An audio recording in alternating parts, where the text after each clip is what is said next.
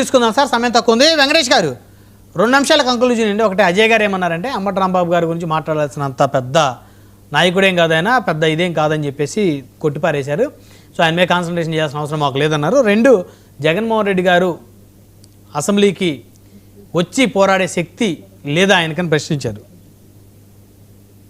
అంబటి రాంబాబు గారికి నిజంగా ఆ స్థాయి లేదు, లేదా అంబటి రాంబాబు గారి గురించి మాట్లాడాల్సినంత అవసరం లేదు అనుకుంటే అసలు డిబేట్ పాయింటే అది కదా, డిబేట్గా రాకుండా ఉండాల్సింది.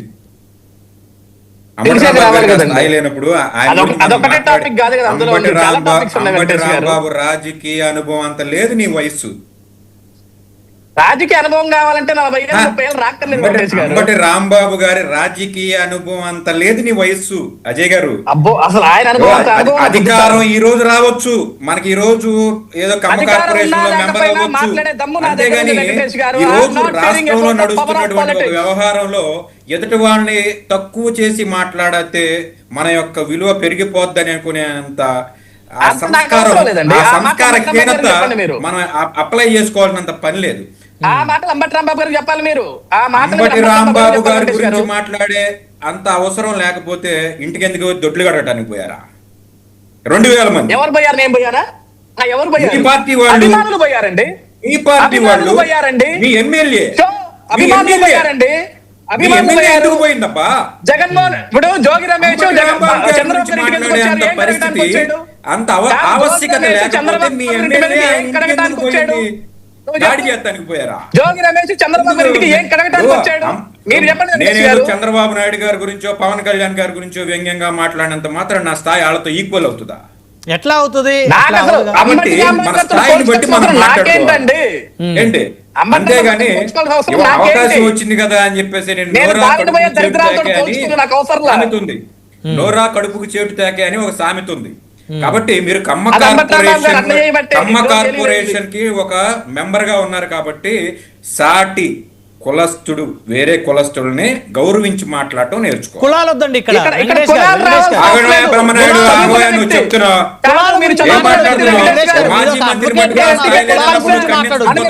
చెప్తున్నా మాజీ మంత్రిని పట్టుకుని మాజీ మంత్రి సీనియర్ మంత్రి అంటే ఫోన్ చేసి మీరు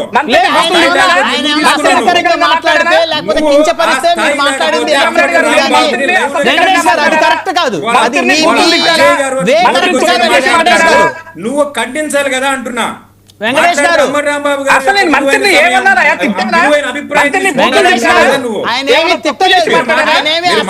మాట్లాడలేదు, సమయం ఇచ్చినప్పుడు కించపరచలేదు.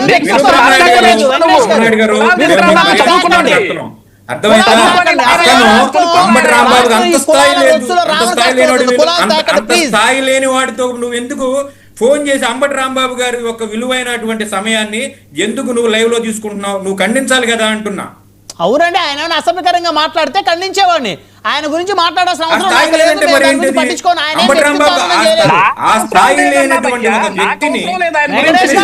మీరు మాట్లాడారు పూర్తిగా విన్నారా? పోనీ మీరు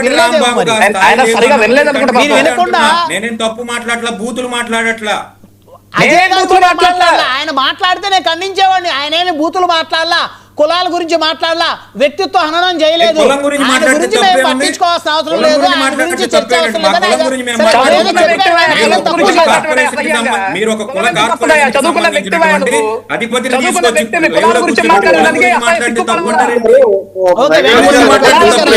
సిగ్గుపడాలా? నువ్వు చదువుకున్న వ్యక్తివి. ఎందుకు సిగ్గులేని శ్రీనివాస్ గారు మాట్లాడతావా? ఇక్కడ పెద్దలు వెంకటేష్ గారు అంత విలువ లేకుండా పోయాడు అంబటి రాంబాబు. నీకు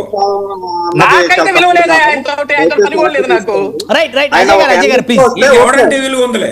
వెంకటేష్ గారు దయచేసి మీరు చర్చ వేరే విధంగా తీసుకెళ్తుందండి. దయచేసి కానీ మీరు కులాలు లాగొద్దు. ఇక్కడ కులాలు ఎందుకు వస్తాయండి? ప్రతిదానికి కులం వస్తుందా? ఆగండి ఒక నిమిషం. శ్రీనివాస్ గారు చెప్పండి. కులాలు ఎందుకు వస్తాయా? కులం లేని రాజకీయం ఉంది ఆంధ్రప్రదేశ్ లో. వెంకటేష్ గారు ఆగండి సార్, ప్లీజ్ ఒక్క నిమిషం ఆగండి. చెప్పండి సార్. వెంకటేష్ గారు ఒక అనలిస్ట్ పేరుతో వచ్చి ఇక్కడ కుల ప్రస్తావన తీసుకురావడం అన్నది ఖండించాల్సిన విషయం అండి, చాలా తప్పు. ఇంకా అంబేద్కర్ కోసం మాట్లాడింది ఏదైతే ఉందో ఆయనకు నచ్చలేదు, మాట్లాడలేదండి. అందులో ఆయన స్థాయిని ఎక్కడ తగ్గించారు? మీకు ఆ స్థాయి లేదంటే తగ్గించినట్టు కాదా ఏంటి? నల్వ శ్రీనివాస్ గారు కాస్త సెన్స్ ఉండి మాట్లాడాలా, కాస్త సెన్స్ ఉండి మాట్లాడాలా, అర్థమైందా? నేను చెప్తున్నాను కదా, నీకు ఆ స్థాయి లేదు, నీకు ఆ మాట్లాడే స్థాయి లేదంటే తప్పు కదా. వెంకటేష్ గారు, మీరు కూడా అనేక సందర్భాల్లో లోకేష్ గారిని, పవన్ కళ్యాణ్ గారిని గురించి కూడా మీరు అజయ్ గారు ఇందాక ఆయన ఎలా రెస్పాండ్ అయ్యారో అలాగే అయ్యారు మీరు కూడా. ఎప్పుడు కూడా జరగదా పని, ఎప్పుడు కూడా జరగదా పని, కళ్ళలో కూడా జరగదు. ఎదుటి వ్యక్తుల గురించి నువ్వు చెప్పు, ఒకసారి చెప్పు. రాజకీయ విమర్శలు ఉంటాయేమో, లేకపోతే